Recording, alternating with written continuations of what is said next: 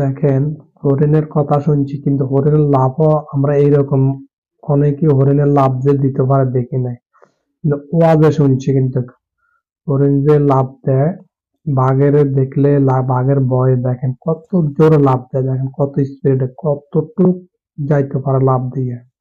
মাশাআল্লাহ, আল্লাহর নিদর্শন।